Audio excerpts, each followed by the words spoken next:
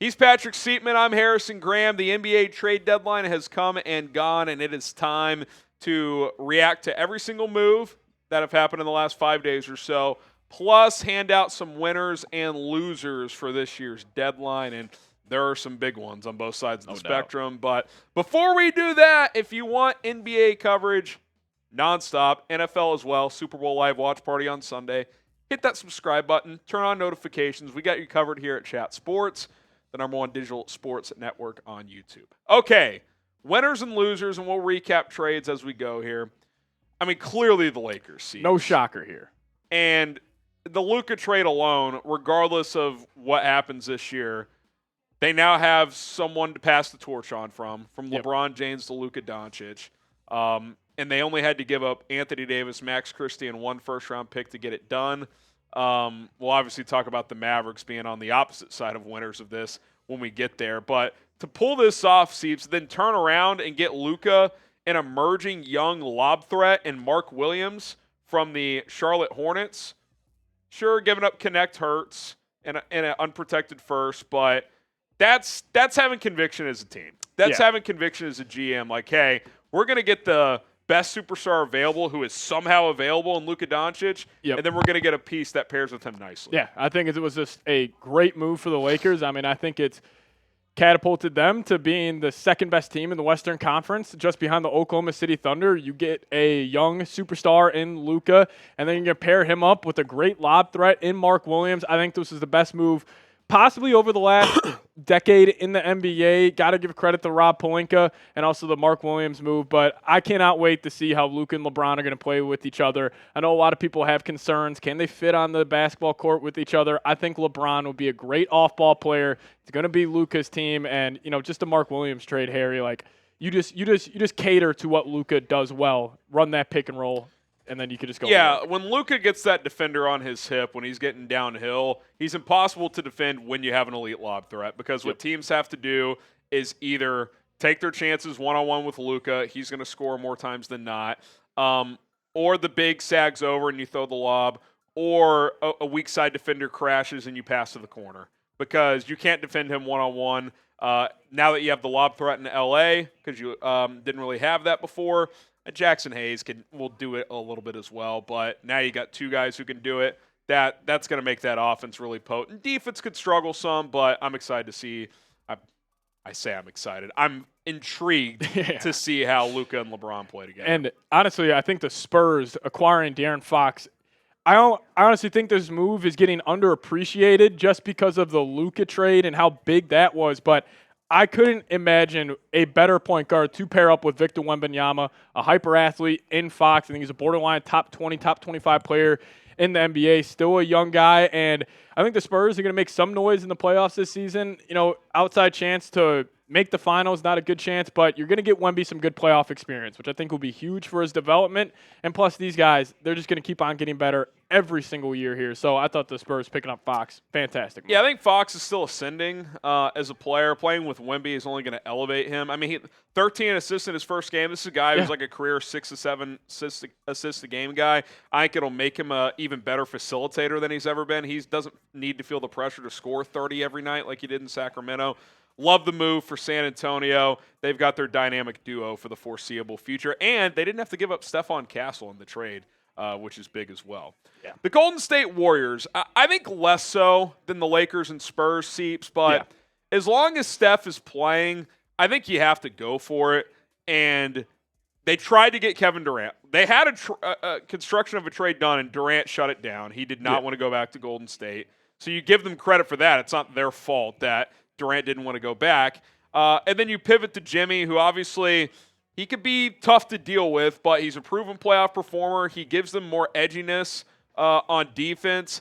Can he get back to being a dominant offensive player in the playoffs? We'll see. Yep. I don't know how the fit's going to work, Seeps, but I think they get credit for taking a swing here because, Steph has done so much for that team, and he's still playing at a high level. I think you have to go for it. Wasting seasons at this point is just counterproductive. Yeah, honestly, I think the Warriors front office handled this very well. You tried to swing big for Kevin Durant. He didn't want to come to your organization again. So then you pivoted to Jimmy Butler. And, the fit between Butler and Curry will be interesting. I wonder if their pace will slow down with adding Butler. But, the one negative of Steph Curry, who's, in my opinion, a top 10 player of all time, is that he's not the best at closing games. We just throw him the ball, say, hey, go get a bucket. Well, that's Jimmy Butler. And, maybe I don't think the Warriors have enough around Butler and Curry to make the NBA Finals. They are still a team. If you are Memphis, if you are Houston, you do not want to see these guys in the first round. They are still, they're big game players and a big game coach in Steve Kerr. And maybe I'm undervaluing Butler. Maybe I'm undervaluing Curry. Maybe they can turn back this clock. But I still think it was a good move, but this isn't changing the whole landscape of the Western Conference. Would I bet on it working at a high level? Probably not. Am I fascinated to see if it works? Yes. Yes. Because they are going to have to drastically change how they play with Jimmy Butler. So it's going to be interesting. Also, a note came in on the Warriors. They tried to get Nikola Vucevic as well. Could not come to an agreement with the Bulls. I know that makes Patrick Siepman super excited. We can kind of throw them in as a trade deadline loser if you want as well verbally. Yeah. I don't think we wrote them in, but yeah, if I'm the Bulls, I would have probably pulled the trigger there. Okay, favorite or biggest trade deadline winner? I think it's the Lakers and just Rob Pelinka. I mean, seriously. I think it's you got to give credit where it's due. Obviously, when Nico Harrison approaches you, you don't get all the credit when something like that falls into your lap. But it sounds like he worked down Nico to lower the trade back for the Mavericks, which is kind of amazing when you think about it. But I also think with what you were saying at the Spurs, not having to give up Castle or Devin Vassell. Really good job. I mean, I was watching them last night against the Hawks. They are a fun basketball team to watch. So, Spurs, Lakers, at least for me, by far the two biggest winners. We are sponsored by PrizePicks. We'll get to some trade deadline losers in a second, but get in on all the fun action. You got the big game coming up. Obviously, second half of the basketball season ramping up as well, and just plenty of sports going on. Baseball around the corner, soccer, hockey in action. And what PrizePicks is a daily fantasy sports app where you set lineups of 2 or more players regardless of sport. You can cross over your sports in your lineups. You can have a football player, a basketball player, a soccer player, all in the same lineup. All you do is pick more or less on certain stat projections that are available from PrizePicks. And if you hit, you win. You win money. Billions of dollars in earned winnings already given out by PrizePicks and plenty more to come. 10 million customers and counting. You should be one of them. You got a freebie for the big game, a free win. Patrick Mahomes, half a passing yard. I'm a big player of 2-player lineups, so you're already halfway home with this one. You pair this with another one you really like and feel confident about, easy chance to win some money. PrizePicks.com/CLNS. Our code CLNS for you new customers is going to get you a $50 bonus when you set your first lineup of just $5. Doesn't matter if you win or lose that $5 lineup. You are going to get an additional $50 to play with. Check out PrizePicks today. We appreciate them for sponsoring Chat Sports. Okay, trade deadline losers. I mean, does it really even need to be said? Yeah. It's the Dallas Mavericks and more specifically Nico Harrison. Yeah. And Mavericks fans. And Mavericks fans, really, I think, are the biggest losers. I can speak as one. Yeah. Listen, this move here, whether Nico and whether the Mavs, let's just say it does work out and they somehow win a championship here this season, still the process was terrible. You should have created an open market, a bidding war for Luka. You traded a fan favorite, and I'm sure some Mavs fans will, even if they go and win it all this year, I bet you some Mavs fans would have said, I would have rather gone back to the finals and lost than win it this year with Anthony Davis. As crazy as that sounds, but it's definitely a real feeling amongst Mavs fans. It's one of those emotional things because we as Mavs fans went through it with Dirk, went through the trials, the tribulations. It took him a while, and then he gets that redemption against Miami. We would rather have had that career than what the Spurs had with Tim Duncan. Maybe that's silly, but when a guy becomes yours, it's not like the Lakers where stars come and go. You're always going to have stars with the Lakers, the Celtics, one of these teams. The Mavericks have had 2 true superstars in the history of their organization, Dirk Nowitzki and Luka Doncic. Obviously, Kyrie Irving and Anthony Davis are all-time players, but they've bounced around. They're not the Mavericks' own. You do not trade Luka Doncic at 25 years old unless he demands one. And if you do, like Patrick said, You open a bidding war. Yep. You don't do it behind closed doors in the shadows, as was reported, because you're scared Luka will find out. Why are you scared if he'll find out? You're already willing to do it. Yeah. Like, if you're going to do it, stand on business. To do this backwards, back alley, shady shit, it rubs it's so disrespectful to your fans. And also the thought process of, oh, Luka, you believe he's out of shape.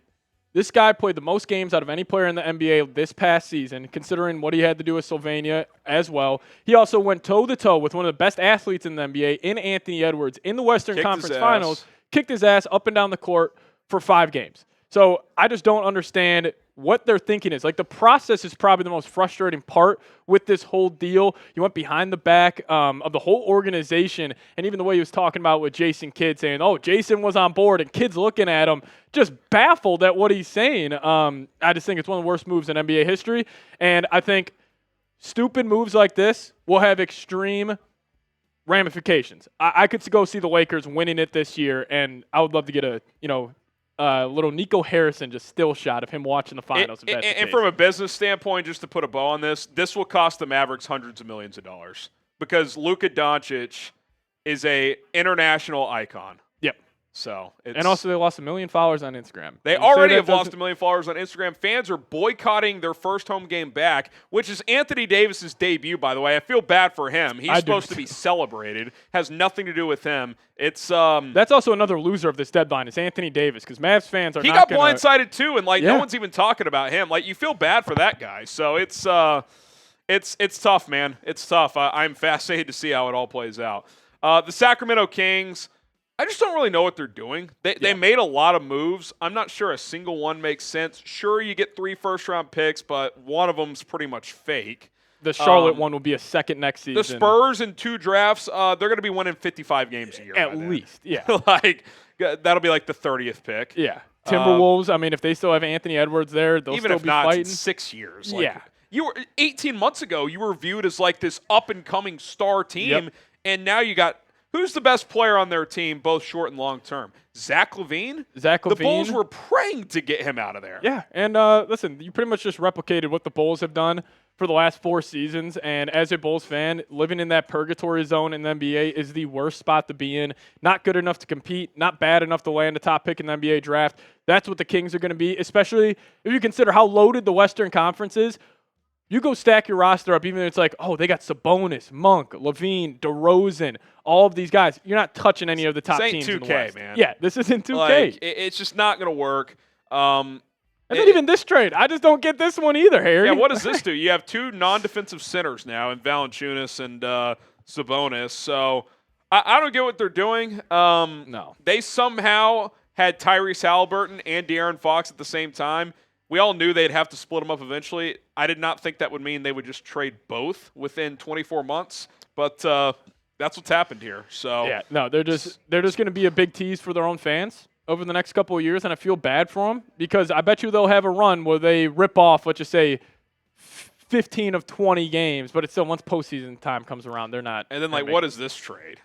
Jake LaRavia can shoot the ball, but I don't know how that helps you that much. Yeah. And then the Phoenix Suns, they keep Durant, so I guess that's a win, but they clearly kind of tried to trade him, and he shot it down. Then there's reports of friction in the locker room, and then the biggest reason is Bradley Beal refusing to boycott his or to forego his no trade clause. Yep. Pretty much prevented them from doing anything. If he did that, Jimmy Butler would have been in Phoenix, and I think that would be more intriguing than Jimmy Butler in Golden State. Honestly, the Suns remind me, if you just picked up a random guy off the street who's a common NBA fan and say, hey, you're going to run an NBA team, they would run it like how the Suns have been running it. Overpay for Kevin Durant. Try trading that first-round pick for, or trading the first-round pick for 3 first-round picks that are heavily protected. Just the moves they're making feel so desperate, and sometimes you just need to have some self-awareness. Take your losses. I just don't get what they're doing. We need a third star with Devin Booker and Kevin Durant. No, you don't. Well, no, you don't. It's a 2-star plus good role players league. Yep. But if we do, who could we get? Oh, an inefficient, big game playing basically at any point in his career, small non-defensive guard, and Bradley Beal. I mean, when they made that move, I remember saying, this will not work, guaranteed. And also, like, you would like, if you are going to go with that 3-star mold, you would like your guys to be able to do different things. KD, they all Booker, overlap. Beal. All the same style, same archetype of player where they're score first. Like, at least, listen, I know we're giving the Mavs a tough time here, but, like, at least they're 2 stars, Kyrie and Anthony Davis. They complement each other very, very well. The Suns, not at all. So I think honestly, I think we did a good job here, Harry. These are by far the 3 biggest losers. Could throw the Bulls in there as well. The Bulls are just losers because they refused to do anything. Yeah, and what they did do was take on more contracts through next season. One of a kind in Chicago. It's something special, the ownership in that city. Okay, biggest trade deadline loser. I mean, it's Nico Harrison, period, point blank. Yes. Until there is proof that this is purely ownership, it's Nico Harrison, and Mavs fans everywhere. I'm standing with you. Tough times, but it is what it is. All right, let's just kind of sprint through some of the other trades that went down. Davion Mitchell got traded to the Heat for P.J. Tucker, second-round pick in cash back to Toronto. The Spurs did also add Patrick Baldwin Jr., by the way. Still don't know it went back to Milwaukee. That might have just been a luxury tax dump for the Bucks.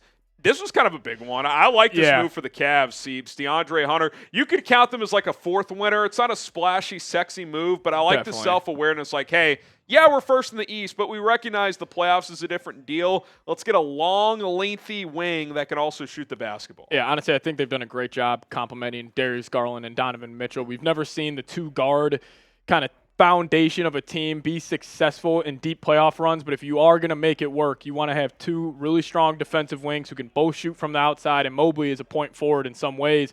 Then you also have Jared Allen. I would say this, Cavs, they intrigue me a whole lot more of coming out of the Eastern Conference after this move, because I think it's a very well-run organization, and I always bank on those guys, but still question marks on Donovan Mitchell. Can he be that guy to get them over the hump in the postseason? I think they got enough versatility now where they can switch on pick and rolls and pick and pops. Right. Like Hunter gives you that. Like, so that's pretty valuable. Weird trade here. Both Terrence Mann and Bogdan Bogdanovic are having down seasons, so this is the classic, let's just swap them and see if they can get going. Yeah. The Hawks are kind of like the Kings. I don't really know what they're going for at this point. Chris Haynes saying on the Trae Young front in Atlanta, apparently the future is murky. So maybe a Trae Young trade this offseason. Feels like an offseason move. Maybe like a guy like Zion gets moved as well. All right. There you have it. Appreciate some of the moves that went down today. We cycled through the other ones on screen as we were talking about winners and losers. Appreciate everybody for tuning in. Don't forget to subscribe. We are almost at 400,000 subscribers. Would love to get there by the end of Super Bowl Sunday.